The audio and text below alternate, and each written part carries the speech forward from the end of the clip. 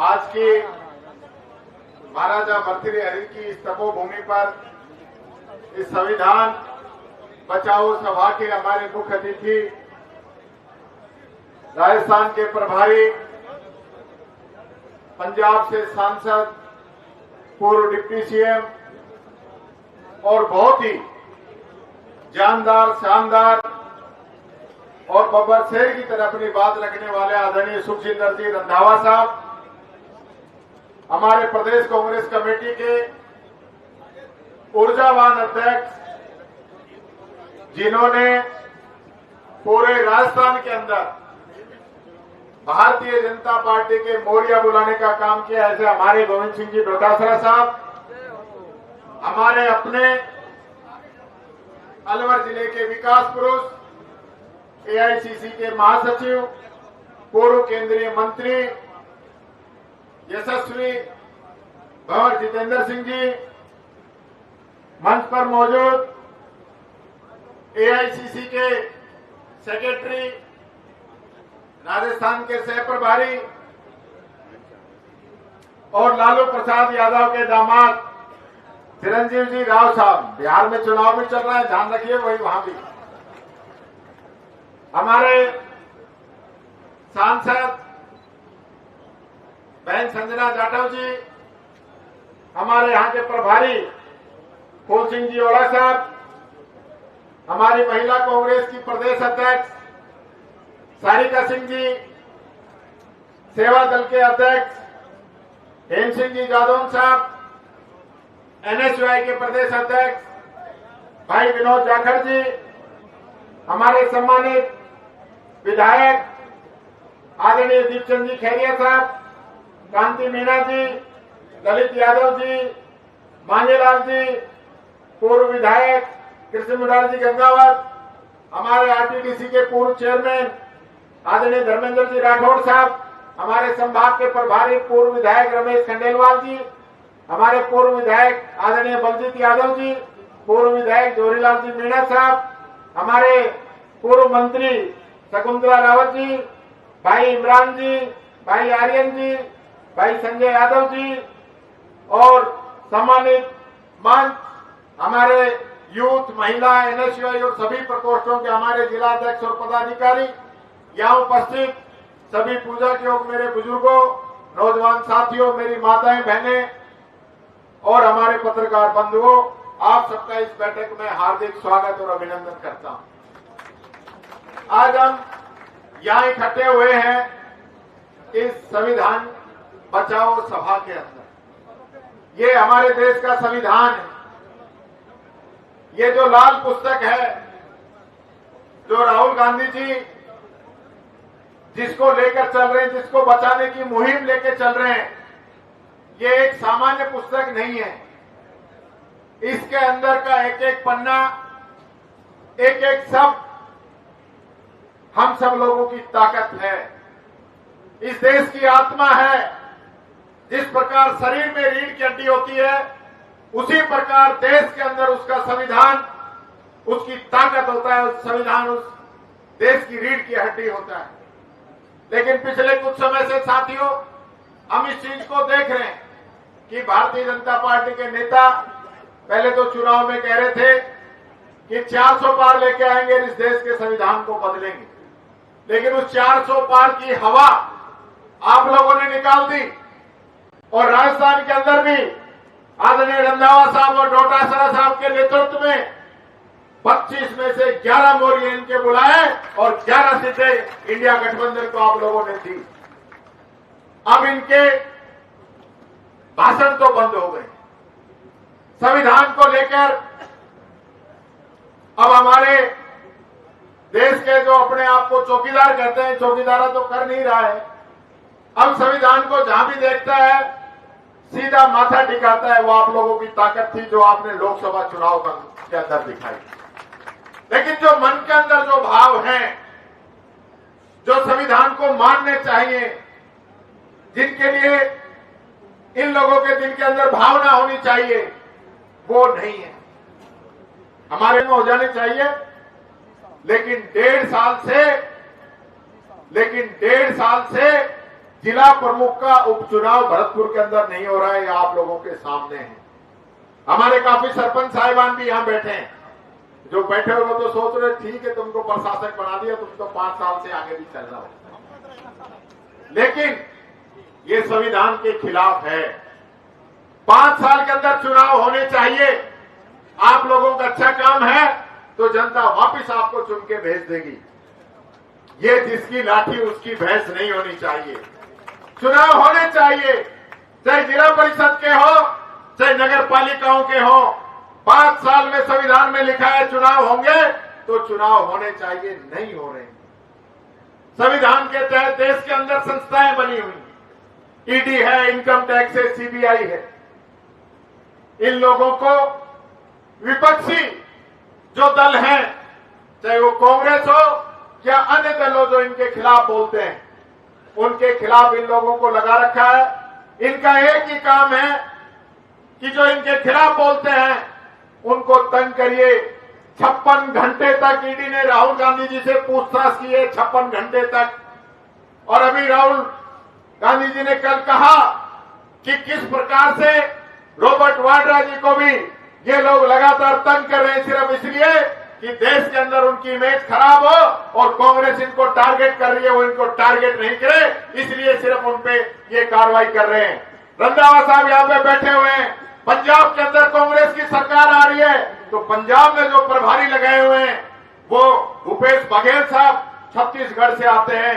अब उनके यहाँ ईडी को भेज दिया और उनके बेटे को अरेस्ट करा दिया कि ये लोग पंजाब में वो काम नहीं करे। इस प्रकार की इन लोगों की सोच है। आज वोटर लिस्ट में क्या कर रहे हैं, महाराष्ट्र में वोटों को क्या किया इन लोगों ने। आज ये लोग सोचते हैं कि जो बिहार के लोग बाहर मजदूरी पे गए हुए हैं, क्योंकि वे गरीब लोग हैं, वो एक कांग्रेस को वोट डालता है, राष्ट्रीय जनता दल को वोट डालता है, तो वो लोग बाहर हैं तो पीछे से उनके वोट कटवा दिए जाएं।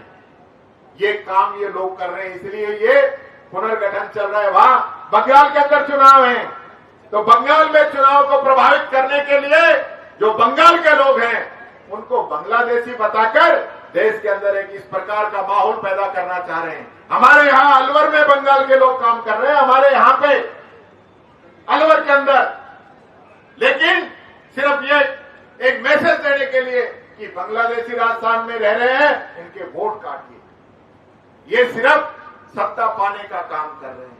मैं यहाँ एक बात कहना चाहूंगा, यहाँ पे हमारे सरिस्का है रंधावा साहब, जिस सरिस्का को आबाद करने का काम सरदार मनमोहन सिंह जी ने किया, हमारी पूर्ववर्ती सरकार अशोक गहलोत साहब ने किया। जब सरिस्का के अंदर एक टाइगर नहीं बचा, सारे टाइगर शिकारी मार के खा गए, उसके बाद यहाँ पे टाइगर प्रोजेक्ट शुरू किया गया और जब यहाँ पे 3 टाइगर सरू के अंदर लेके आए, आज वो टाइगर यहाँ पे 48 की संख्या में पहुंच चुके हैं, 48 की संख्या में। लेकिन आज बड़े दुख के साथ मुझे कहना पड़ रहा है कि हमारे अलवर के दोनों जनप्रतिनिधि, एक राजस्थान के अंदर मंत्री है, एक भारत सरकार के अंदर मंत्री है और दोनों वन और पर्यावरण के मंत्री हैं। आज इन दोनों के होते हुए टाइगर का जो सीटीएच है, क्रिटिकल टाइगर हैबिटेट, उसको चेंज करने का काम किया जा रहा है। जहां टाइगर रहता है, जिसके लिए भारत की सबसे बड़ी एजेंसी जिसका सर्वे करके गई थी और उन्होंने वो सीटीएच बनाया था, आज उस सीटीएच को करोड़ों रुपए के आरोप खुद जो कभी भारतीय जनता पार्टी के विधायक रहे हैं वो लोग इन पे लगा रहे हैं कि 500 करोड़ रुपए का इसके अंदर भ्रष्टाचार हुआ है। और ये लोग उन माइंस माफियाओं को फायदा देने के लिए जो टाइगर हैबिटेट जो माइंस के पास है उसको शिफ्ट करके और दूसरी जगह कर रहे हैं, जहां आम किसान की जमीन है उसको सीटीएच के अंदर कर रहे हैं, क्योंकि किसान उनको पैसा नहीं दे सकता, इसलिए किसान की जमीन पे सीटीएच ये पैदा कर रहे हैं। और जहां टाइगर रहता है, आज भी जहां 9 टाइगर और 17 टाइगर के बच्चे जिस इलाके के अंदर रहते हैं, उसको ये माइंस खोल के ताकि वहां पे फिर माफिया राज करे और इन लोगों की बंदियां चले, ये लोग काम करना चाह रहे हैं। मैं कहना चाहूंगा रंधावा साहब, हम चाहते हैं हमारी इस आवाज को आप लोकसभा के अंदर उठाए। कांग्रेस पार्टी इस बात को उठा रही है, अब भी उठाए। और मैं आपको विश्वास दिलाता हूं, एक एक कांग्रेस का व्यक्ति पूरे जिले के अंदर, एक एक गांव, एक एक ढाड़ी ढाड़ी के अंदर जाके हम अलग जगाएंगे कि किस प्रकार से भ्रष्टाचार किया जा रहा है। ये आम आदमी नहीं है, ये झोपड़पट्टी के लोग नहीं है कि आज इनकी झोपड़ी यहां से हटा दो और कह दो कि ये झोपड़ी तुम्हारी शिफ्ट कर दी है। आज स्कीम नंबर 2 से आपका पता बदल के स्कीम नंबर 10 कर दिया है। ये नहीं हो सकता। ये टाइगर है, जंगल का राजा है, जहां रहता है वही रहेगा। इंसान की तरह जो ट्रीट कर रहे हैं ये चलने वाला नहीं है। बात मैं कहना चाहूंगा, मैं सीसी के अंदर गया हूं, आगे भी जाऊंगा, सुप्रीम कोर्ट तक हम लोग ये लड़ाई लड़ेंगे। पूरी कांग्रेस पार्टी ये लड़ाई लड़ेगी। और जो भ्रष्टाचारी लोग हैं, जो खनन माफियाओं से मिलकर घर को भरने का काम कर रहे हैं, अलवर के लिए जो नहीं सोच रहे हैं, मैं एक बात आपसे कहना चाहूंगा। आज हमारा बहरोड, हमारा भिवाड़ी, हमारा तिजारा, टप्पूगढ़ा जो इंडस्ट्रियल एरिया था, वो पूरा तो हमारे अलग जिले बन गए। आज हमारे पास अगर कुछ है तो ये सरिस्का और ये सिलीसेड है। इस सरिस्का से पूरा अलवर जिला और राजस्थान के लोग कमा के खा सकते हैं। हमारा गुजारा इसी से होगा, अलवर की इनकम इसी से होगी और ये लोग उस इनकम को खत्म करना चाहते हैं। मैं आप लोगों से अपील करना चाहूंगा साथियों कि आज ये तय करके जाएं, गांव-गांव, ढाणी-ढाणी अलग जगाएंगे और भ्रष्टाचारियों को उनके मंसूबे के अंदर कभी कामयाब नहीं होने देंगे। ये विश्वास मैं आपसे चाहता हूं। अगर आप मेरे पक्ष में हैं तो दोनों हाथ उठा के ताली बजा के मेरा समर्थन करो और इन भ्रष्टाचारियों को अलवर का सीटीएस नहीं बदलने देंगे। ये मैं अनुरोध आप सब लोगों से करना चाहूंगा। अंशुम फोटो नहीं आई तो दोबारा बिठा देंगे लोग। हाथ दोबारा उठा दो, एक बार खूब ले लो फोटो। सारे लोग इनका जो है, डोटासरा जी ने तो वहां मोरिये बुलाए थे और अलवर के अंदर हम इनके मोरिये बुला देंगे। बात मैं कहना चाहूंगा। एक काम बड़ा जबरदस्त किया इन लोगों ने। मैं देख रहा था आजकल अखबारों में, ग्रुपों में बड़ा चल रहा है। हमारे यहाँ अलवर शहर जो है ना, सफाई में बहुत टॉप की रखी आ गई। ये दोनों मंत्रियों का जो कमाल जो हुआ है, क्योंकि एक भी नाली साफ नहीं हुई, एक जगह से भी कचरा नहीं उठा। पूरी बरसात के अंदर लोगों के घरों में, दुकानों में पानी घुसता रहा। यहां 11 बांध सड़ रहा है, लाइटें रात को बंद पड़ी रहती है, कहीं कोई मतलब नहीं। और उसके बाद जो मेरिट आई अलवर की, उसके लिए तो मान गए। उसमें दोनों मंत्रियों ने बिना काम किए जो जिस प्रकार से सिर्फ आंकड़ों का जो जाल बनाया है ना, इसमें जरूर जो है कामयाब हो गए। हम तो चाहते हैं कि अलवर की रैंकिंग चाहे कोई भी आए, अलवर साफ होना चाहिए, अलवर साफ होना चाहिए। अलवर के अंदर ईआरसीपी का पानी आना चाहिए। मुख्यमंत्री जी रामगढ़ में बहुत बड़ा साफा बनवा के गए थे, अपने आप को भागीरथ कहलवा के गए थे। अब रामगढ़ भी आप जीत गए और यहां से बड़े बड़े मंत्री हैं, तो ईसरदार नवनेरा बांध तो हमने बना दिए थे हमारी सरकार में। डोटासरा जी यहाँ पे बैठे हैं। अब तो सिर्फ वहां से पानी लेके आना है, डीग तक आ गया, थोड़ा सा ही तो टुकड़ा जोड़ना है, ये भी नहीं जोड़ पा रहे और सिर्फ फालतू की राजनीति, फालतू की नेतागिरी कर रहे हैं। 20 साल से भारतीय जनता पार्टी का विधायक शहर में जीत रहा है और काम कुछ कर नहीं पा रहे हैं, सिवाय कि कांग्रेस को गालियां दे दो, कांग्रेस के नेताओं का नाम ले दो। अरे तुमको जनता जिता रही है 20 साल से, तुम तो कुछ करके दिखाओ। आज डबल इंजन की सरकार, ट्रिपल इंजन की सरकार, सब कुछ तो तुम्हारा है। जितना जोर सीटीएस बदलने में लगा रहे हो, इतना जोर अलवर जिले को पानी पिलाने में लगा दो तो इस किसान की तस्वीर और तकदीर दोनों बदल जाएंगी। ये भ्रष्टाचार को छोड़ो और जनता ने जो मौका दिया है, बाबा साहब अम्बेडकर के संविधान ने जो मौका दिया है, आप इस किताब की वजह से बने हो, इस लाल किताब की वजह से बने हो, तो कम से कम इस किताब की जो 2 लाइनें हैं कि ये किताब जो अंतिम छोर पे जो व्यक्ति बैठा है उसका ध्यान रखने का काम करेगी। वो तो कम से कम शपथ लेने के बाद आप ये काम तो करो। ये बात मैं आपसे कहना चाहूंगा। और अंत में एक ही बात कहना चाहूंगा, डोटासरा जी, आपसे बढ़ के तो कौन जान सकता है सीएमओ में क्या हो रहा है। अखबारों में छप रही है कि सीएमओ के अंदर आईपीएस, आईएएस और मुख्यमंत्री इनके बीच धक्का मुक्की हो रही है। अखबारों में छपा है, मैंने तो परसों ही पढ़ा। ये हालत इस सरकार की हो गई। आईएएस, आईपीएस की लिस्ट तो निकालना दूर, आज तो मैं ग्रुप में पढ़ रहा था, वो कह रहे थे आईएएस, आईपीएस की लिस्ट आ रही थी, तो किसी ने कहा आपको पता नहीं, ज्यादा बारिश हो गई तो लिस्ट बह गई। ये इन लोगों की हालत है। एक ऐसी सरकार जो हम कहते हैं कि सरकार नहीं सर्कस है। बरसात के अंदर नाली साफ नहीं करा सके, नाले साफ नहीं करा सके, गर्मी के अंदर बिजली और पानी की व्यवस्था नहीं करा सके, और कानून व्यवस्था। पिछले एक सप्ताह की अलवर की बात करूं तो एक लड़का अंकित सैनी, अमित सैनी, जिसको पुलिस के द्वारा इतना पीटा गया कि वो सुसाइड नोट लिख के गया है और उसने सुसाइड कर लिया। एक लड़का नाबालिग जिसको थाने में बंद नहीं कर सकते, उसको थाने में बंद करने का काम किया गया। एक दलित बच्चा जिसको निवस्त्र करके, नंगा करके, पीट के उसको वीडियो डाला गया। ये पिछले एक सप्ताह की घटनाएं मैं अलवर की बता रहा हूं, पूरे राजस्थान का तो मैं क्या जिक्र करूं। और इनसे बात करो तो कहते हैं कि 5 साल से ज्यादा 1.5 साल में काम कर दिया। तो क्राइम में तो आपने हमारा 5 साल का रिकॉर्ड 1.5 साल के अंदर तोड़ दिया है। उस चीज का तो मैं आपको धन्यवाद देता हूं। लेकिन अगर काम की आप चर्चा करना चाहें तो किसी भी चौराहे पे मुख्यमंत्री जी आमंत्रित हैं।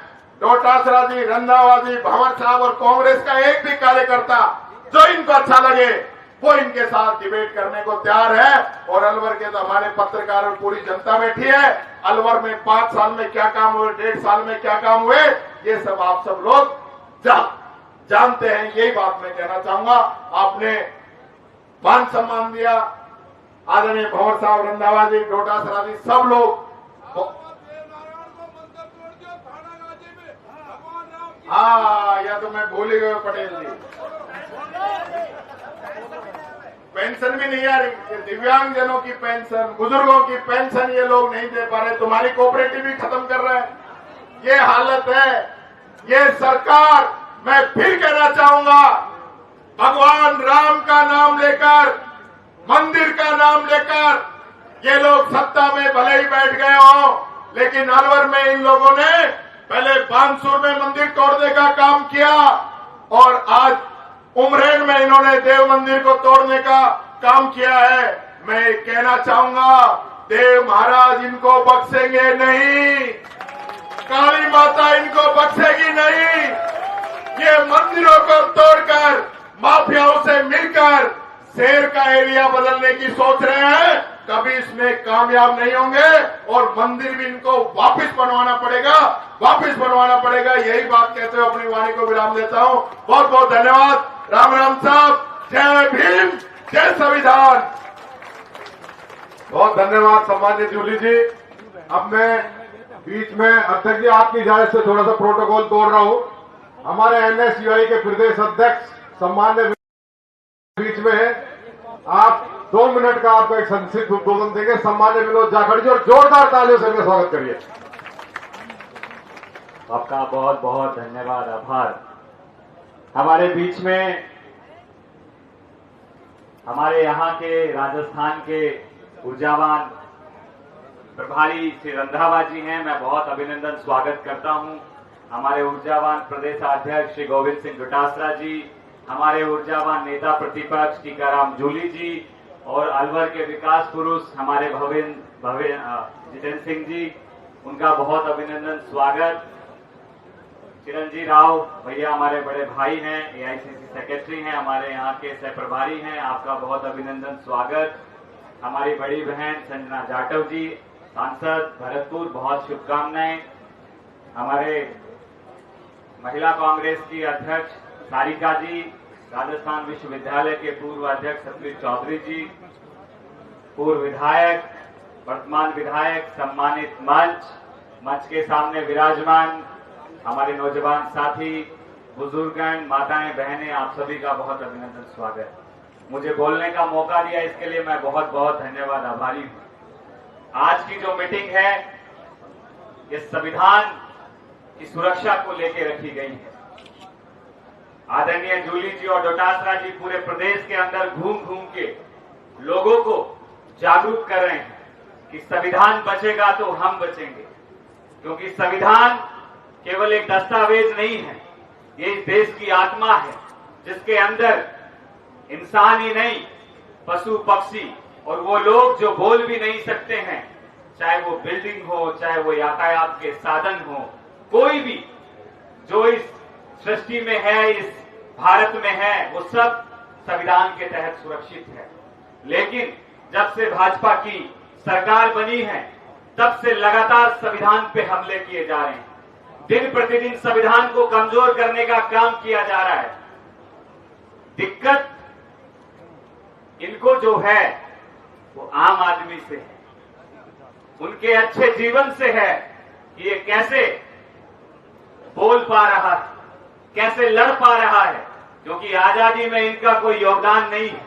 आरएसएस ने एक उंगली तक आजादी के आंदोलन में नहीं कटाई, तो उसको इस देश में क्या हो रहा है, क्या बन रहा है, क्या टूट रहा है, कैसे हमारा देश जो अखंड था वो आज कैसे टूट रहा है, इनको कोई लेना देना नहीं।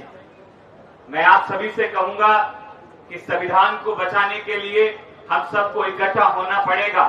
संविधान आजादी के आंदोलन से निकला है और इसका लिखने का जो काम डॉक्टर बी.आर. अम्बेडकर साहब ने किया वो एक ऐसी जाति से आते थे जिनको अछूत समझा जाता था। आपको समझना पड़ेगा उस आदमी ने संविधान किन परिस्थितियों में लिखा होगा और क्या क्या पीड़ाएं सहन करते लिखा होगा और आपकी क्या क्या तकलीफें समझी होगी। उन तकलीफों को समझ के संविधान के अंदर आपको अधिकार दिए। आज जो बोलने की आजादी है, पढ़ने लिखने की आजादी है, अच्छे कपड़े पहनने की आजादी है, इस सब के सब बाबा साहब का संविधान देता है। अगर संविधान नहीं बचेगा तो ये मान के चलना आपकी आजादी खत्म कर दी जाएगी और पुरानी जो परंपरा है उसको तो आप देख चुके हैं। तो संविधान को हम सबको बचाना है, एकजुट होकर पूरी ताकत से हम सब लोग जो है लड़ेंगे। एनएसयूआई के अध्यक्ष होने के नाते प्रदेश में जो भी नौजवानों के मुद्दे हैं एनएसयूआई उन पर खुलकर लड़ेगी, मजबूती से काम करेगी। आपने मुझे बोलने का मौका दिया, इसके लिए बहुत बहुत आभार। जय हिंद, जय भीम, जय भारत, जय संविधान। धन्यवाद विनोद जी। हमारे बीच में महिला कांग्रेस की प्रदेश अध्यक्ष बहन सारिका सिंह जी हैं। आपसे निवेदन है कि 2 मिनट में अपना एक संक्षिप्त उद्बोधन आप भी दें और जोरदार तालियों से अध्यक्ष जी का स्वागत करें, जोरदार तालियों से।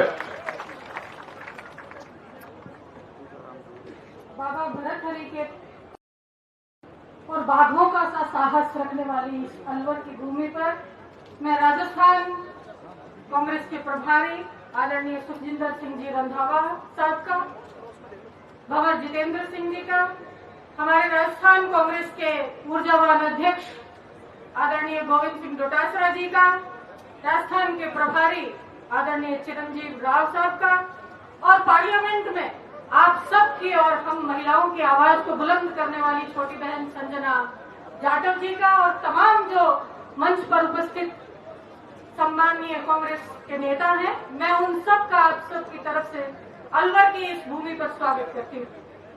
आज अलवर में आयोजित इस संविधान सभा में हम सबको एक बात सोचने की जरूरत आन पड़ी है कि ये सभाएं कांग्रेस पार्टी पूरे देश में क्यों कर रही है। जब से ये बीजेपी की सरकार इस देश में सत्ता में आई, इन्होंने इस देश के ताने बाने को तोड़ने का पूरा प्रयास किया। पहला प्रयास किया भाई को भाई से लड़ाने का, और जब देखा कि इस देश की जो गंगा जमुना तहजीब है उसको ये आघात नहीं पहुंचा सकते, उसको तोड़ नहीं सकते, तो इन्होंने रास्ता दूसरा अपनाया और रास्ता था कि इस संविधान को बदला जाए ताकि इस लोकतंत्र में जो आगे का शब्द लोक है उसको कमजोर किया जाए और तंत्र के ऊपर कब्जा साबित किया जाए। लेकिन मैं इस बात को बहुत गर्व और गौरव के साथ कहती हूँ कि जैसे ही हमें इनके इस कुत्सित भावना का अंदेशा हुआ, हम सब एकजुट हुए और उसी का नतीजा था कि राजस्थान कांग्रेस ने भी 25 में से 11 सीटों पर इनके मोर्चे बुला करके इनको फिर से मजबूर किया कि ये अपनी बात और अपनी वाणी, जो संविधान बदलने की ये बार बार बात कर रहे थे, उस पर लगाम लगाए। साथियों, बहुत जरूरत है कि ये जो अपनी चालें चल रहे हैं, जिनमें इनका काम सरकार ने, जनता ने इनको चुन करके भेजा, उनके लिए काम करने का जो इनकी जिम्मेदारी है, उससे हट कर करके ये सिर्फ और सिर्फ तंत्र पर कब्जा साबित करके आम आदमी को परेशान करने का, उनके अधिकारों को दबाने का काम करते हैं। इनको इस बात से बिल्कुल अच्छा नहीं लगता कि इस देश का दलित, इस देश की महिला, इस देश का बेरोजगार, इस देश के युवा, इस देश के किसान इनके साथ की कुर्सी पर बैठे और अपने अधिकारों की मांग करें। इनको इस बात से सख्त एलर्जी है और इसीलिए ये लगातार कोशिश करते हैं कि इस संविधान को बदल करके, इस संविधान को चेंज करके वहां पर ऐसे प्रावधान लाए कि फिर से जो 100 साल पहले यहाँ पर इस देश के अंदर जो परिपाटी चलती थी, उस परिपाटी को, मनुवादी विचारधारा को फिर से लागू करें। तो दोस्तों, ये बहुत जरूरी है कि इनकी भावना को समझे। आगे चुनाव होंगे, उन चुनाव में नगर पालिका के और पंचायतों के जो चुनाव होंगे, हम मजबूर करेंगे कि ये करवाएं, उनमें इनको, हमें अपनी ताकत को दिखाना। आज क्योंकि समय बहुत हो चुका है, आप बहुत धैर्य के साथ हम सभी को सुन रहे हैं और जो आज के इस कार्यक्रम के मुख्य वक्ता हैं, आप उन सबको सुनने के लिए बहुत उत्सुक है। मुझे यहाँ बुलाया गया, अलवर की जनता की तरफ से, सम्मानित मंच की तरफ से इतना मान सम्मान दिया गया, मैं आप सबके आभारी हूँ। धन्यवाद। जय भीम, जय संविधान, राम राम साहब। धन्यवाद अध्यक्ष जी। हमारे बीच में अखिल भारतीय कांग्रेस कमेटी के महासचिव और असम के हमारे नेता सामान्य भंवर जितेंद्र सिंह जी मौजूद हैं, अलवर जिले के विकास पुरुष है। जोरदार तालियों से भंवर साहब का स्वागत करें। भंवर जितेंद्र, सामान्य भंवर साहब।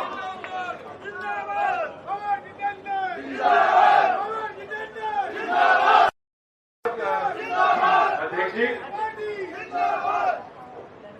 अखिल भारतीय कांग्रेस कमेटी के महासचिव और राजस्थान के प्रभारी सम्माननीय सुखविंदर सिंह जी रंधावा साहब, राजस्थान प्रदेश कांग्रेस कमेटी के अध्यक्ष गोविंद सिंह जी डोटासरा साहब, हमारे अपने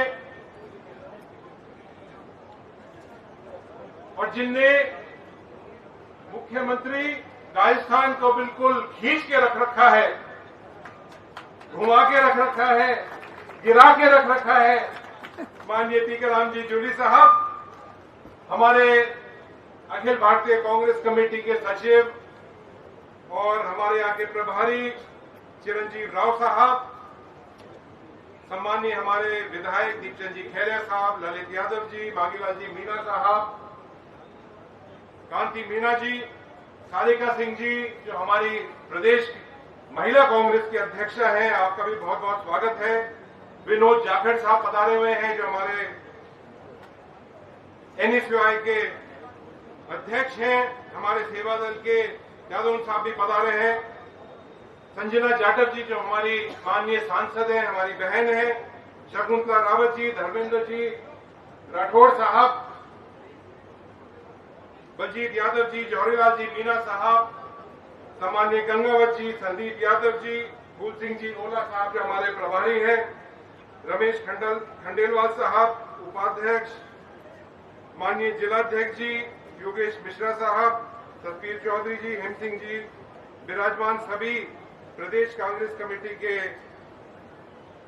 जिला कांग्रेस कमेटी, ब्लॉक मंडल के हमारे सभी साथीगण और अग्रिम संगठन के हमारे अध्यक्षगण, सबसे पहले तो मैं बहुत बहुत स्वागत करता हूं आदरणीय रंधावा जी का, डोटासरा जी का, और जो हमारे जयपुर से और अलग अलग जिलों से जो हमारे नेता पधारे हैं, उनका बहुत बहुत अलवर में स्वागत करता हूं। सबसे पहले मैं याद आपको दिलाना चाहूंगा और माननीय रंधावा साहब को भी मैं कहना चाहूंगा इस मंच से कि अलवर का एक बहुत बड़ा योगदान स्वतंत्रता संग्राम से लेकर संविधान पर बनाने तक और आज तक बहुत बड़ा एक योगदान रहा है। आपको याद होगा, बहुत सारे मेरे पुराने लोग जानते होंगे कि सबसे पहला स्वतंत्रता का झंडा उठाया था महाराजा जयसिंह ने। उस समय के ऊपर बहुत सारे जो हमारे हजार महाराजा होते थे वो अंग्रेजों के पीछे पीछे दौड़ते रहते, लेकिन महाराजा जयसिंह जी एक ऐसे व्यक्ति थे जिनने गांधी जी के साथ जाकर राउंड टेबल कॉन्फ्रेंस के अंदर आजादी की मांग करी। उनको वहां अरेस्ट कर दिया गया, उनको गिरफ्तार किया, उनको जेल में बंद कर दिया और उनकी हत्या हुई। उनकी सिर्फ बॉडी ही वापस अलवर आई। तो ये अलवर का जो डीएनए है, जो अलवर के जो मजबूत लोग हैं, जो अलवर के अंदर बहादुरी का जो लोग हैं, वो इस तरह के लोग हैं जो डरे नहीं है कभी। मैं ये निवेदन आपके सामने रखना चाहूंगा। जूली जी ने जब बात समाप्त की थी, वहीं से मैं शुरू करना चाहूंगा कि सबसे बड़ा जो हमारे संविधान के ऊपर आक्रमण हो रहा है वो वोट के ऊपर हो रहा है। सही बात है जूली जी, जिस तरह से इनका खेल चल रहा है कि इनके वोट ही काट दो, वोट ही काट दोगे तो एक तरह से हमारा ही राज चलेगा। हम अपने आप को 10 साल के लिए, 20 साल के लिए, 50 साल के लिए प्रधानमंत्री और मुख्यमंत्री अपने आप बन जाएंगे। आप देख रहे हैं कि बिहार में क्या हुआ, महाराष्ट्र के अंदर, हरियाणा के अंदर, हमारे लगते हुए हरियाणा के अंदर क्या हुआ। इनने जो कांग्रेस के वोट हैं या दूसरी पार्टी जो उनके खिलाफ रहती है, उनके वोट काट करने का काम किया है। और ये तो एक एक्सपेरिमेंट शुरू हो रहा है इनका। इसके बाद ये राजस्थान भी आ रहे हैं। राजस्थान के अंदर हर वोटर से पूछा जाएगा कि आप अपना जन्म का लाइए कागज, आप कहां पढ़े हैं, आपके बाप कहां रहते थे, आपके परदादा का रहते थे, दादा का रहते थे। अब ये गरीब ग्रामीण जो लोग हैं वो कहां से लाएंगे सर्टिफिकेट। अब मेरे से भी आप पूछोगे कि मेरे दादा का कोई बर्थ सर्टिफिकेट लेके आओगे तो मेरे पास भी नहीं होगा, कहां ढूंढूंगा मैं उसको। तो इस तरह का एक आक्रमण हमारे संविधान के ऊपर हो रहा है। जो हमारा सबसे बड़ा जो अधिकार है वो वोट का अधिकार है, और समान अधिकार है सबों का, चाहे बड़े से बड़ा व्यक्ति हो, चाहे गरीब से गरीब व्यक्ति हो। वो उसकी वोट के अंदर ताकत है। कितना ही बड़ा मुख्यमंत्री, कितना ही बड़ा प्रधानमंत्री को बना भी सकता है और जमीन पर भी बिठा सकता है। ये आपका सबसे बड़ा हथियार है और इस हथियार को छीनने की इनकी कोशिश चल रही है। सिरस्ता की बात जूली साहब ने रखी और मैं आपको निवेदन करना चाहूंगा, जिस तरह से सिरस्ता का ये काम कर रहे हैं यहाँ अलवर के अंदर, राजस्थान के अंदर और भी जम्मू के अंदर, आसाम में ऐसा ही काम ये कर रहे हैं। आसाम में आजकल नया काम चल रहा है, वहां इविक्शन ड्राइव का मतलब है कि जो गरीब लोग रह रहे हैं, कई पीढ़ियों से रह रहे हैं, कई हजार सालों से रह रहे हैं, उनको निकालने का काम चल रहा है कि आप इस जमीन पर बहुत सालों से रह रहे हो, ये तो फॉरेस्ट की जमीन है, फॉरेस्ट का तो कोई लेना देना ही नहीं, उनके रेवेन्यू रिकॉर्ड के अंदर नहीं है, उनके बाप परदादा 200 साल से रह रहे हैं, उनको निकाल रहे हैं। और निकाल के क्या कर रहे हैं रंधावा साहब, 17,000 एकड़ जमीन अडानी को देने के लिए उनको निकाल रहे हैं। 10,000 लोगों के ऊपर बुलडोजर फेर रहे हैं और उस बुलडोजर फेरकर लोगों के ऊपर भी बुलडोजर फेर दिया, 3 से 4 लोग की हत्या कर दी। इस तरह की ये सरकार काम कर रही है। अलवर की बात करें तो आपके सब बात सामने है। यहां तक कि इससे बड़ी शर्म की बात नहीं हो सकती है कि जूली जैसे जो हमारे नेता प्रतिपक्ष हैं, कैबिनेट मंत्री रह चुके हैं, कैबिनेट मंत्री का दर्जा इनके पास है, वो व्यक्ति एक मंदिर में जाकर पूजा नहीं कर सकता है। ये एक इनकी मानसिकता है और गंगा जल से वही करवाते हैं इनके नेता। ये मानसिकता, ये आप सोचिए, ये मानसिकता है। 6 महीने के बच्चों साइबर क्राइम को के ऊपर कार्रवाई करने के ओर पर, पैसे कमाने की ओर पर 6 महीने के बच्चे के ऊपर चढ़कर उसको मार देते हैं। ये इनका एक रवैया, ये इनकी सोच है। ये बात सही है। आज संविधान बचाओ रैली के अंदर हम प्रतिज्ञा लेके जाएंगे, चाहे कुछ भी हो जाए, चाहे ईडी आए, इनकम टैक्स आए, किसी का भाई भतीजे का ट्रांसफर हो जाए, कुछ नहीं, हम इस देश के लिए, संविधान के लिए लड़ाई लड़ेंगे। ये एक तरह से आजादी की वापस लड़ाई लड़नी पड़ रही है। और राहुल गांधी जी एक ऐसे व्यक्ति हैं जो डरते नहीं हैं। बहुत सारे नेता हैं जिनके पास ईडी आ गई तो उनका मुंह बंद हो जाता है, ट्विटर पर लिख देते हैं कुछ, शाम को पुलिस आ जाती है तो वो अपना अकाउंट ही बंद करके चले जाते हैं घर। लेकिन एक नेता हमारे ऐसे हैं जो किसी से नहीं घबराते, इस देश के लिए, आप सबों के लिए इस संविधान की रक्षा कर रहे हैं। उनके पत्तनों पर चल के हम सबों को आज प्रतिज्ञा इस मीटिंग के अंदर लेके जाएंगे कि हम इस संविधान को बचाएंगे। और ये जो लोग हैं, जो देश विरोधी लोग हैं, इन सबों को हम इनकी छुट्टी करेंगे। समय आ रहा है, पंचायत के चुनाव आ रहे हैं, नगर पालिकाओं के चुनाव आ रहे हैं। ये एक समय है जब हम पूरे राजस्थान के अंदर इनको इनकी औकात बताने वाले हैं। ये कहते हुए आप सब लोगों को मैं एक बार फिर स्वागत करता हूं। आप सब लोग यहाँ पधारे, आज इस मीटिंग को सफल बनाया, उसके लिए बहुत बहुत धन्यवाद। जय हिंद, जय भारत और जय संविधान। धन्यवाद सम्माननीय भंवर साहब। हमारे बीच में राजस्थान प्रदेश कांग्रेस कमेटी के सम्माननीय अध्यक्ष, जिन्होंने भारतीय जनता पार्टी के और उसकी सरकार के सबके मोहरिया बुला रखे हैं, ऐसे ऊर्जावान प्रदेश अध्यक्ष सम्माननीय गोविंद जी डोटासरा साहब है। जोरदार तालियों से डोटासरा जी का स्वागत करिए। गोविंद सिंह डोटासरा, गोविंद सिंह डोटासरा, सम्माननीय डोटासरा साहब।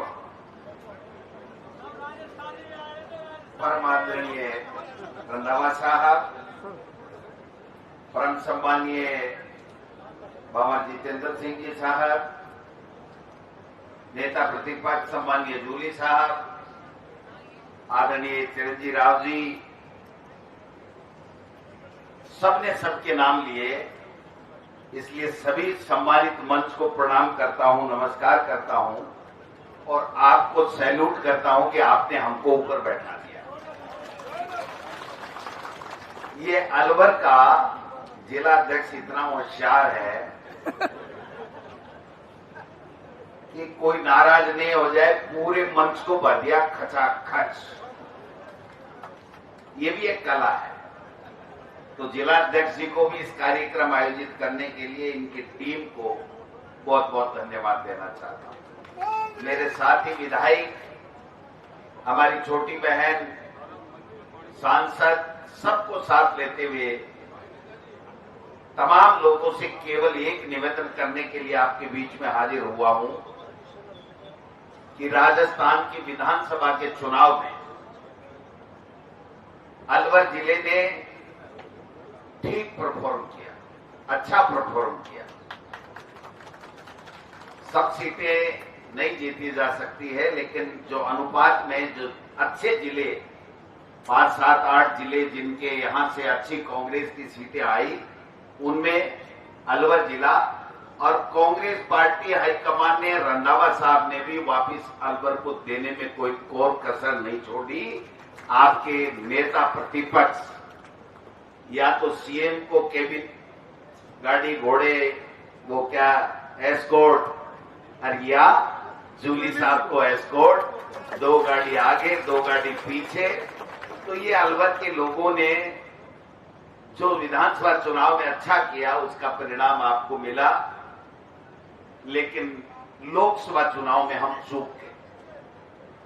लोकसभा चुनाव में प्रयास आपने अच्छे किए, लेकिन एक बाहर का व्यक्ति आकर के हमारे अलवर के अंदर चुनाव जीत करके चला गया, और आज हम कह रहे हैं कि सरिस्का में घोटाला कर रहे हैं, काम नहीं कर रहे हैं।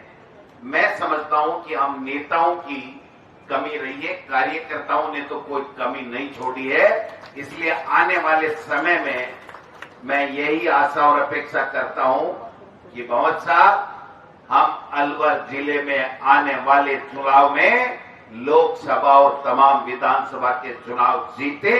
इसके लिए अभी से कमर कसनी पड़ेगी, और अभी से कमर इसलिए करनी पड़ेगी कि ये लोग जो सत्ता में बैठे हैं, मोदी सरकार, वो घमंड में चूर है, अहंकार में है, सत्ता का नशा है, पैसे का नशा है, एजेंसियों का दुरुपयोग कर रहे हैं, काम करने की आवश्यकता नहीं है, विदेशों में घूम रहे हैं, हिंदू मुस्लिम करके अपनी राजनीतिक रोटियां सेक रहे हैं। आप बताइए, मैं आपको एक सीधा सा सवाल पूछता हूं कि देश के प्रधानमंत्री के रूप में जब भारतीय जनता पार्टी एनडीए ने नरेंद्र मोदी जी को उम्मीदवार बनाया था, तब ये कहा था कि एक चाय बेचने वाला है, एक गरीब का बेटा है, एक गरीब का व्यक्ति अगर देश का प्रधानमंत्री बनेगा तो गरीबों के लिए वो उत्थान की सोचेगा, उनको आगे बढ़ने की सोचेगा, उनके अच्छी शिक्षा के लिए सोचेगा। और आपने देखा, जब से देश के प्रधानमंत्री बने हैं, मैं समझता हूं कि विदेशी कपड़ा, विदेशी सोच और विदेशी भ्रमण, इसके अलावा उन्होंने कभी भी गरीब की सुध नहीं दी है। आप बता दीजिए मुझे, 80 से ज्यादा देशों की विदेश यात्रा क्या करके ला रहे हैं भाई? क्या तमगा? जब ऑपरेशन सिंदूर हुआ तो ट्रंप ने आपको धमका करके ऑपरेशन रुकवा दिया, सीज फायर करवा दिया, करवाया कि नहीं आप बताओ? और आज कल की तारीख में 16वीं बार ट्रंप बोला है कि मैंने धमका करके, व्यापार का हवाला देकर के, धमकी देकर के मैंने वहां पर करवा दिया। और कल तो एक बहुत ही ऐसी बात बोल दी जो मैं समझता हूं कि मुझे कहनी चाहिए कि नहीं कहनी चाहिए। ट्रंप ये कह रहा है कि 5 जगुआर विमान गिराए गए, फाइटर विमान, किसके गिरे मुझे पता नहीं। अब आप समझ सकते हो कि जब पाकिस्तान के सेना अध्यक्ष को बुला करके डिनर करता है तो वो ट्रंप किसके लिए इशारा कर रहा है, या आप और हम समझ रहे हैं कि कहां के फाइटर विमान गिरे। आज तक कोई बात आई? देश के प्रधानमंत्री ने बोला? ऐसे तो राहुल गांधी जी और कांग्रेस पार्टी के लिए, पंडित जवाहरलाल नेहरू के लिए, राजीव जी के लिए पता नहीं क्या क्या बातें बोलता है। और वो तो मैं सुनी नकल भी कढ़ावे लोकसभा के पाए कढ़ावे ना नकल। तो मैंने आप बताओ कि जो व्यक्ति आज एक वर्ड नहीं बोल पा रहा है, और वो बड़ी बड़ी विदेश नीति की बातें कर रहा था, बड़ी बड़ी किसानों के लिए आमदनी 2022 में दोगुनी करने की बातें कर रहा था, किसान 15 महीने तक खून के आंसू रोए।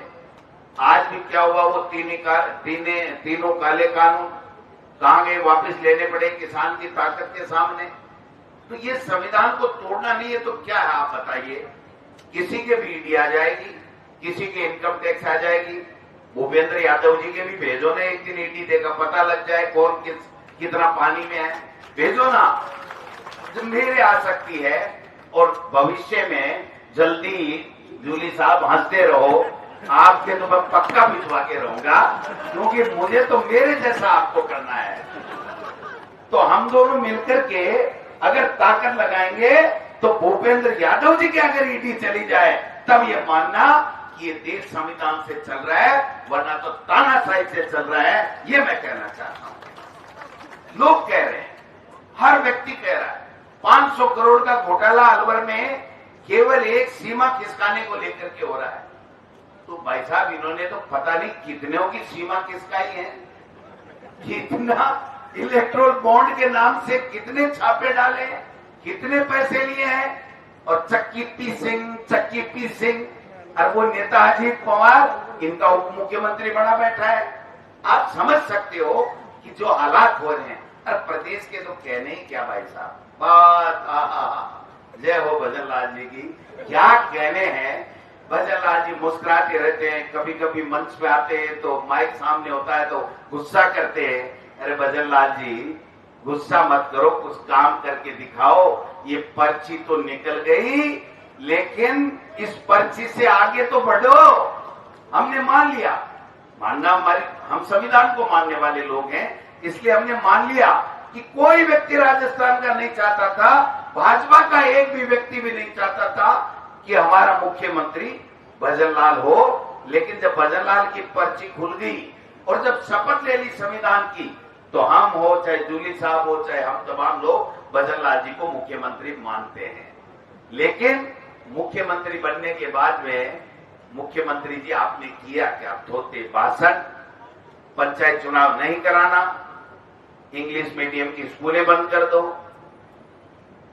हर किसी के मुकदमा लगा दो, बजरी माफिया हावी, लैंड माफिया हावी, और अब तो ये खनन माफिया भी हावी, और अब तो वो शेर का सीमा सरकाने वाला माफिया भी आ गया आपके यहाँ, आ गया ना, सीमा सरकाने वाला माफिया आ गया।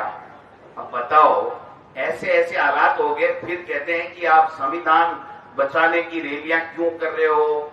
संविधान को कहां खतरा है? संविधान को तो ये तो कांग्रेस पार्टी और इनके महान नेता थे, वरना जब बाबा साहब ने संविधान बनाया था तो इस आरएसएस ने, जो इसका पितृ संगठन है भारतीय जनता पार्टी का, इसने संविधान की प्रतियां जलाई थी और बाबा साहब के खिलाफ उन्होंने धरने, प्रदर्शन और जुलूस निकालने का काम किया था। ये तिरंगा झंडा अपने ऑफिस के ऊपर नहीं लगाते थे, लगाते थे क्या? आप बता दो। ये महिलाओं को आज बराबरी की बात कर रहे हैं, कहां महिला? इनके संगठन में एक भी महिला शामिल नहीं हो सकती थी, और आज कह रहे सरकारी कर्मचारी सारे ही हमारे पास आ जाओ, आरएसएस में आ सकते हैं। तो आप समझ सकते हो कि इनकी हमेशा से, मोहन भागवत ने एक बार नहीं 4 बार कहा है कि संविधान बदलना चाहिए, आरक्षण समाप्त होना चाहिए। मैं आपको निवेदन करना चाहता हूं, ये आरक्षण ही नहीं, ये वोट को खत्म करने की साजिश रच रहे हैं, ये वोट को खत्म करना चाहते हैं। आपने देखा कि हमारा मत, लोगों का मत उन्होंने मध्य प्रदेश, इसमें हरियाणा में चुरा लिया, इन्होंने वोट महाराष्ट्र में मत को चुराने का काम कर लिया, बिहार में चुराने की साजिशें रच रहे हैं। और अब मैं आपको एक बात और कहना चाहता हूं, ये जो पंचायत चुनाव और नगर निकाय के चुनाव क्यों नहीं करवा रहे हैं? ये इसलिए नहीं करवा रहे हैं कि पहले वोटर लिस्ट का ये जो मत चुराने वाला, नाम काटने वाला षड्यंत्र और एजेंडा इनका भारतीय जनता पार्टी और आरएसएस का है, वो राजस्थान में लागू करेंगे, और उसके बाद में नगर निकाय और पंचायत राज के चुनाव कराने वाले हैं। ये आपको और हमको समझना पड़ेगा। इसलिए केवल भाषणों से काम नहीं चलेगा। भाषण तो बहुत अच्छे दिए, सबने दिए, गीत भी गाए और भी गाओ, लेकिन भाई साहब इनके साथ जाकर के इनके सुख दुख में भागीदार हो जाओ, इनको पूछ लो तुम्हारी तकलीफ क्या है, उसके बाद में आपका राज, ये हमारे कार्यकर्ता लाने में कोई कोर कसर नहीं छोड़ेंगे। ये मैं कहना चाहता हूं। मैंने पूछा था अध्यक्ष जी से, मैं क्यों 5-4 का पहले दिवा देता, बोले साहब कोई मानने ही कोई निश्चय समय जरूर चाहूं। तो भाई जी मैं तो थाने निवेदन करूं कि मैं तो 100 छोटो कार्यकर्ता हूं, भाषण में ध्यान नहीं दे करके हमको इनके दुख तकलीफ में भागीदार बनने की आवश्यकता है। इनके कोई तकलीफ है उसमें जाकर के खड़े हो जाओ कि तुम्हारे क्या काम है। हम ये चाहते, नेताओं में एक आदत बन गई कि मैं जीत गया, गोविंद डोटासरा जीत गया, तो जिसके काम है वो गोविंद डोटासरा के घर आए। नहीं, गोविंद डोटासरा जीत गया तो दुगुनी ताकत के साथ हमारे मतदाताओं के घर जाने की, हमारे कार्यकर्ताओं के घर जाने की आवश्यकता है। जब तक ये मिशन नहीं चलाएंगे, जब तक केवल भाषणों से नहीं, भाषणों में तो आप अपना नंबर 1 ले ही नहीं सकते, क्योंकि मोदी जी, बीजेपी, आरएसएस ये तो भाषण के माहिर हैं, झूठ बोलने के माहिर हैं। और आप देख सकते हो हर राजस्थान के हर मंत्री के यहाँ आरएसएस का एक व्यक्ति वहां पर उसका पीए लगा हुआ है। जब तक मंत्री की औकात नहीं है राजस्थान में, जब तक वो आरएसएस का व्यक्ति जो पीए बना बैठा है, वो ऊपर से इशारा लेकर के भारतीय भवन से और ये नहीं कह दे कि हाँ यस हो गई फाइल, तब तक मंत्री की औकात नहीं है उस मंत्री की फाइल साइन कर दे। ये तो स्थितियां बना रखी है। धक्का मुक्की, ये कोई बात होती है? मुख्यमंत्री और किसी आईपीएस आईएएस के अगर कोई धक्का मुक्की की खबरें आने लग जाए, हुआ नहीं हुआ पता नहीं, मुख्यमंत्री जी तो कभी बोलते नहीं है। जब कभी कोई किसी प्रोग्राम में मिल जाते हैं तो हंस करके निकल जाते हैं। लेकिन टीकाराम जूली साहब, आप कभी नेता प्रतिपक्ष के तौर पे जाओ तो ये जरूर कहना कि राजस्थान के लोग पूछना चाहते हैं कि उस आईपीएस ने धक्का आपके मारा या आपने आईपीएस के मारा, ये जरूर पूछ लेना। क्योंकि ये गड़बड़ हो रहा है कि अगर हमारे मुख्यमंत्री के किसी अधिकारी ने धक्का मार दिया तो हमारा तो जीना ही बेकार हो गया। हम तो उनके साथ खड़े होंगे संघर्ष करने के लिए कि मुख्यमंत्री जी आप संघर्ष करो, हम तुम्हारे साथ है। ये नारा हमको लगाना पड़ेगा, कांग्रेस को लगाना पड़ेगा। क्योंकि एक अधिकारी की ये हिम्मत हो सकती है क्या कि मुख्यमंत्री के धक्का लगा दे, मुख्यमंत्री को कुछ बोल दे और वो उसी सीएमओ में पदस्थापित बता रहे, ऐसा बता रहे। मैं समझता हूं कि इससे बेड़ा गर्क करने वाला सरकार कभी हमने देखी नहीं है। बीजेपी के नेता एमएलए मंत्री ये कह रहे हैं, हे भगवान कब पर्ची बदले, कब पर्ची बदले। तो ऐसी पर्ची की तारीख क्यों बजवाई आपने? भाई जब पर्ची खुल रही थी तभी कहते थे, जब मुख्यमंत्री अपने विवेक से निर्णय नहीं करते, मुख्यमंत्री का कंट्रोल नहीं है ब्यूरोक्रेसी पर, 8-8 महीने से अधिकारियों की लिस्टें आ रही है। और पिछली बार आईएएस की तो लिस्ट ही बड़ी जोरदार आई। वो एक कहावत है हमारे, आप समझो मारवाड़ी में, मेरी शेखावाटी भाषा में, कि मोहम्मद को ब्याह मां पुरस्कारी और घमड़ आप बड़ा बेटे नहीं देगा, ले बेटा लाडू, ले बेटा जलेबी, ले बेटा चक्की। तो सीएमओ वालों ने अपने सारे के सारे एक्स्ट्रा चार्ज बांट लिए और अपनी सेटिंग करके, और मुख्यमंत्री जी देख रहे हैं कि सेटिंग सही होगी। मैं क्या मुख्यमंत्री जी थारे बुलाऊं तो होगी सेटिंग सही, अधिकारी थारा कुंगेड़ा सारे की सारी राजस्थान को पेड़ों गर्क कर रहे हैं। सबसे ज्यादा भ्रष्टाचार एक प्रेमचंद बेरवा जी हैं, एससी से आते हैं, उप मुख्यमंत्री बनाया ना। तो कोई तो बनता अच्छा है। एक एससी का व्यक्ति उप मुख्यमंत्री बन गया, मुख्यमंत्री बनता तो भी हमें खुशी होती। वो जयपुर जिले से है और जयपुर जिले का आरटीओ नहीं बदल सकता। इससे ज्यादा शर्म की बात क्या हो सकती है इनके लिए? हमारे किरोड़ी जी बहुत धुआंधार ऐसे धुआं निकालते हैं और एक दिन बोले कि 8 करोड़ की बजरी बिशनपुर में चोरी हो रही है। अब दूसरे दिन क्या सांप सूंघ गया पता ही नहीं, वो तो बात ही नहीं करते। अब तो कह रहे हैं कि मुख्यमंत्री जी से मिलकर के मुझे बहुत खुशी हुई। मैं क्यों भाई, जनता ने को नहीं भी ठाने तो होगी लेकिन जनता को नहीं हो रही है, क्योंकि जनता ठगा महसूस कर रही है। जनता ये कह रही है कि आपने नौकरियां देने की बात की थी, आपने महंगाई कम करने की बात की थी, आपने किसान के कल्याण के लिए योजनाएं लाने की बात की थी, आपने दलित के उत्थान की बात की थी, आपने मातृशक्ति को मजबूती देने की बात की थी, आपने पेपर चोरों को रोकने की बात की थी। बड़े बड़े मगरमच्छ पकड़ेंगे, बड़े बड़े मगरमच्छ पकड़ेंगे, और ये खुद ही खा के मगरमच्छ हो गए हैं, खा के मगरमच्छ हो गए। कहा गए भाई वो मगरमच्छ? वही अमित शाह जी थे जो चुनाव से पहले आए थे, हम मगरमच्छों को पकड़ करके इन परीक्षाओं को दोबारा कराएंगे, जेल में डालेंगे। और आज ये निकम्मी सरकार ये कह रही है कि हमने तो ऐसे ही सत्ता लूटने के लिए झूठ बोल दिया, एसआई की भर्ती हम निरस्त नहीं करेंगे। ये निकम्मी सरकार का आप हाल देख सकते हैं।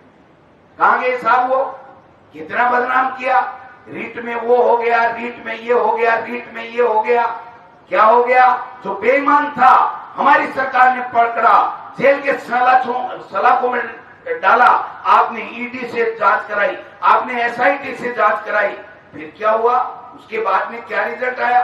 चोर तो चोर होता है, जो चोर थे वो पहले भी पकड़े गए, आज भी पकड़े जा रहे, आगे भी पकड़े जाएंगे। लेकिन आज 1.25 लाख टीचर के पद हमारे राजस्थान के विद्यालयों में खाली हैं। उसके ऊपर आपका क्या जवाब है कि आप कब उनकी भर्ती करोगे? मैं जब शिक्षा मंत्री था तो रंगावा साहब 1 करोड़ के लगभग नामांकन हमारी सरकारी स्कूलों का बढ़ गया था। 3737 इंग्लिश मीडियम की महात्मा गांधी जी के नाम से सरकारी स्कूलें खोली थी। एक वो शिक्षा मंत्री तो 24 घंटे ही पता नहीं बोलता ही क्या है, उसका तो पता ही नहीं चलता, कभी टिक्की में से निकलता है, कभी कभी कहीं से निकलता है, और कहता है हर बात मुख्यमंत्री जी से पूछ करके बताऊंगा, और मुख्यमंत्री जी 1.5 साल में उससे मिले नहीं, पता नहीं क्या होगा। आज 70 लाख के लगभग है हमारा नामांकन, और अब नामांकन के समय क्या कर रहे हैं मोहन साहब, एक पेड़ मां के नाम, चलो कोई बात नहीं, सब ठीक है, बीजेपी का होगा लेकिन अच्छी बात है, सबने लगाया, सब लगा रहे। अब कह रहे एक लड़का प्रतिदिन 10 पेड़ लगाएगा और एक टीचर 15 लगाएगा और 24 घंटे उस पेड़ के अंदर ही घुसे रहेंगे। तो भाई साहब पढ़ने के लिए भेजा है, कोई वन पर्यावरण डिपार्टमेंट में भेजा, कोई फॉरेस्ट गार्ड बना दिया, इनको टीचर रहने दो, इनको स्टूडेंट रहने तो समझ में नहीं आ रहा। एक दिन तो हद ही हो गई मोहन साहब, मैं बताऊं आपको, सत्य घटना है कि हमारे शिक्षा मंत्री जी, जिनके पास पंचायती राज मंत्री भी, जहां भी जाते हैं सफाई हुई कि नहीं, सफाई हुई कि नहीं, अब पता नहीं क्या उनके पास केवल सफाई का ही डिपार्टमेंट है क्या, और उसके नाम से किसी न किसी को सस्पेंड करते, अपने घर में बुलाते हैं, एक तरफ पंचायती राज के 10 अधिकारी बैठ जाते हैं, एक तरफ शिक्षा के बैठ जाते हैं, 1 घंटे बाद में आते हैं और कहते हैं आगे आगे, तो दोनों साथ क्यों आए, साहब आपने बुला लिया तो दोनों साथ आ गए, कि चलो मैं दोनों डिपार्टमेंटों की साथ साथ मीटिंग लेता हूं। तो एक को कहते हैं शिक्षा वालों को कि आप गाय पालते हो, तो अधिकारी टाबर पाले, गाय पाले, तो कोई खड़ा नहीं हुआ, बोले तुम फेल हो गए, छोड़ो। इधर वालों ने दूसरे की तरफ चले गए, बोले आपको पता है कि एक गाय के मूत्र में, एक बूंद मूत्र में 100 टन ऑक्सीजन होता है।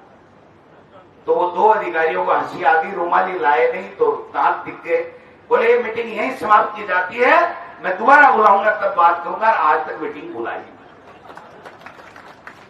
अब यार क्या करें इन लोगों का, ये पर्चियां भी तो नहीं बदल रही है ना, मैं क्या करूं, मैं आपका हितैषी हूं, मैं चाहता हूं राजस्थान में काम हो, विकास हो, गरीब की, दलित की, पिछड़े की सुनवाई हो। अब कोई आता है, कभी तो नड्डा जी आते हैं कि इस भजनलाल को सीएम मत मानना, ये तो एक विचारधारा का दूत है, बड़ा जोरदार आदमी है, सीएम बना के चला गया, सीएम मत मानना, तो किसको माने भाई, किरोड़ी जी को मान ले हम तो, आप तय तो करो, पर्ची भिजवा दो वहां से। और अभी अमित शाह जी आए कि सहकारिता में 5वें नंबर पर पहुंचा दिया। मैं अमित शाह जी हाथ जोड़ के पूछना चाहता हूं, दोबारा ईडी तो भेज मत देना, मैं हाथ जोड़ के पूछना चाहता हूं कि पहले कितने नंबर पे था, भजनलाल जी ने हेलीकॉप्टर में उड़ करके कितने नंबर पे पहुंचा दिया, वो तो बताओ। तमाशा लगा रखा है इन लोगों ने, कोई मतलब नहीं है।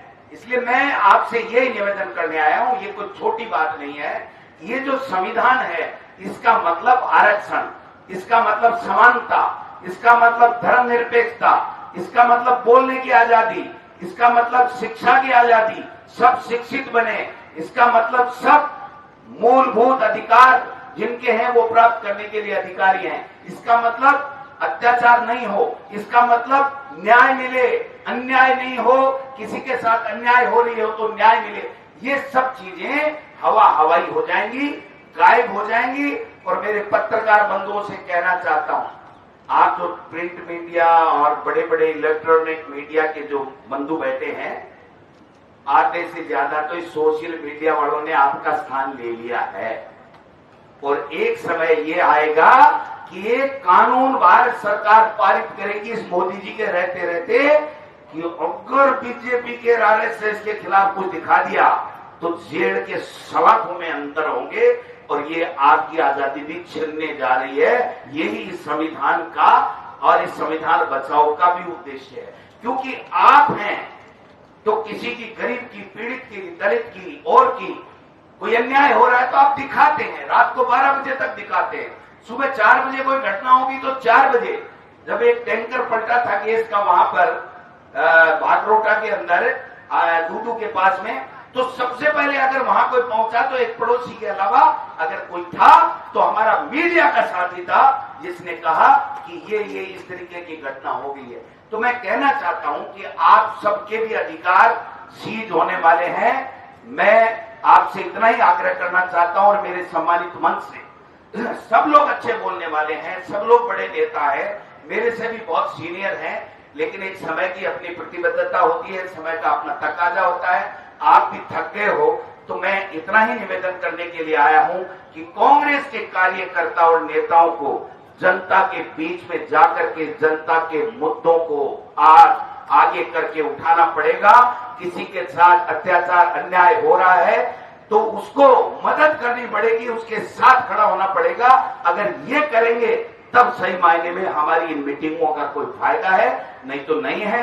और मैं एनएसयूआई, महिला कांग्रेस, हमारे सेवा दल, सब अग्रिम संगठनों से निवेदन करना चाहता हूं कि ये जो शेर का एरिया खिसकाने वाले लोग हैं, इनके खिलाफ आप भी आंदोलन कीजिए, खड़े हो जाइए और इन भ्रष्टाचारियों को हमारे प्रदेश से भगाने का काम करें। इन्हीं शब्दों के साथ आप सब लोग आए हो, आपका बहुत बहुत धन्यवाद। बातें तो बहुत हैं, मन भी बहुत है, लेकिन समय अपना है। रंधावा साहब भी बोलेंगे, इसलिए रंधावा साहब का आशीर्वचन हम सब लोग सुनेंगे। आप सब लोगों का बहुत बहुत धन्यवाद। जय हिंद, जय भारत, जय कांग्रेस, जय भीम।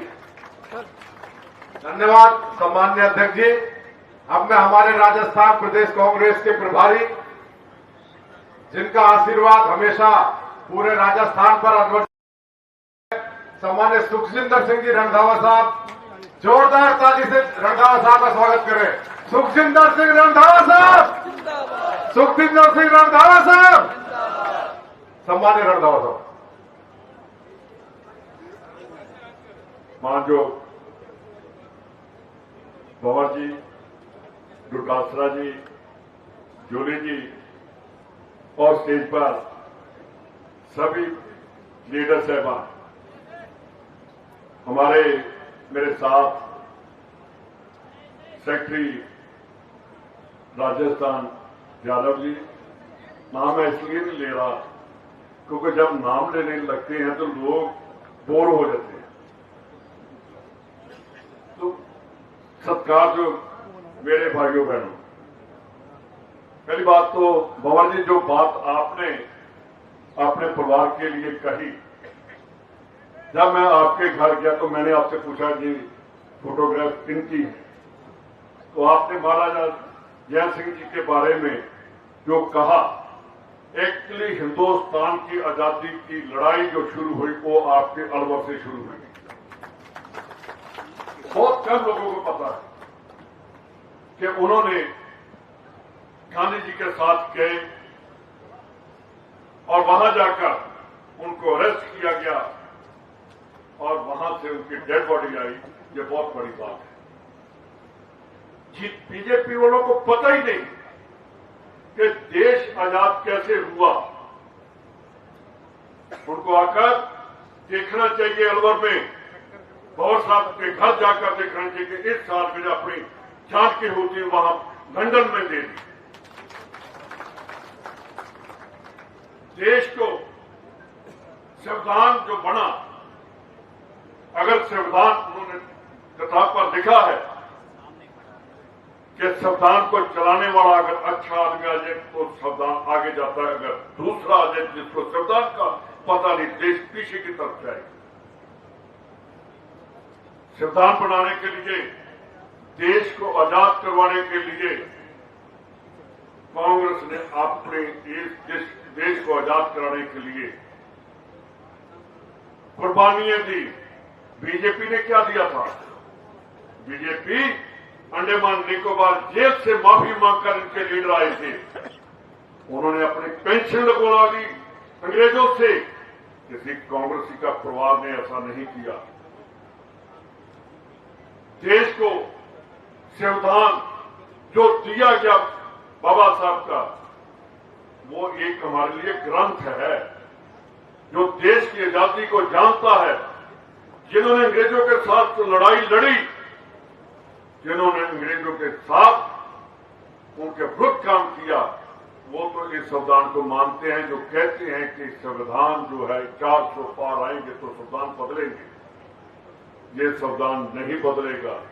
जब तक हिंदुस्तान है तब तक ये संविधान नहीं बदल सकता।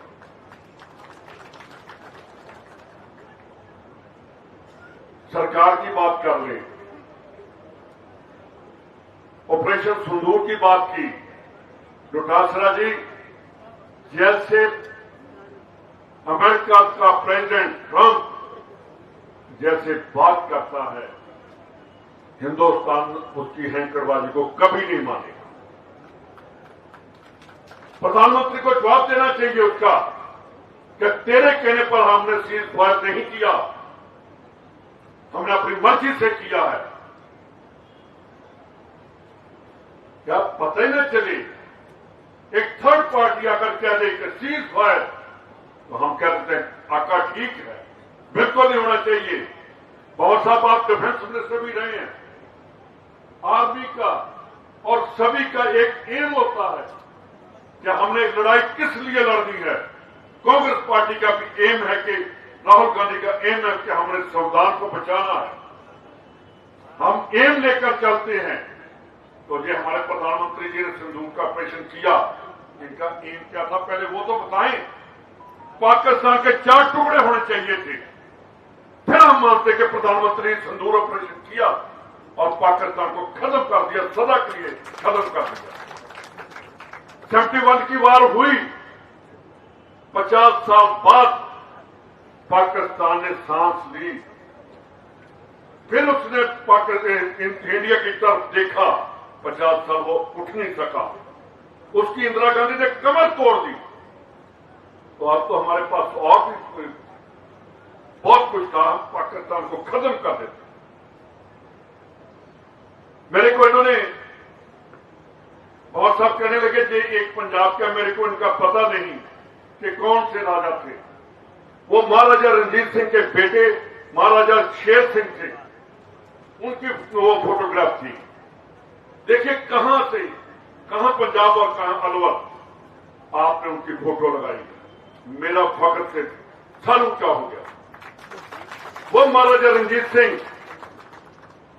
जिन्होंने हर धर्म के लिए काम किया। वहां मेरे मंदिर है, शिव मंदिर है। महाराजा शेर सिंह जी ने आज जो कितने साल पहले उस मंदिर की सेवा करवाई और मंदिर को वहां बनाया गया। राजा तो ऐसा होना चाहिए, राजा ऐसा तो नहीं मोदी जी जैसा होना चाहिए कि जो नफरत के बीज पैदा करे। उसका कोई आदमी जहां एक टिकट लड़ा था, वहां उसने क्या कहा था, बाबा बालकनाथ के बोला था कि जो सिख और मुसलमान हैं ये नसूर बन गए हैं देश के लिए। नहीं, मैं मोदी जी आपको बताना चाहता हूं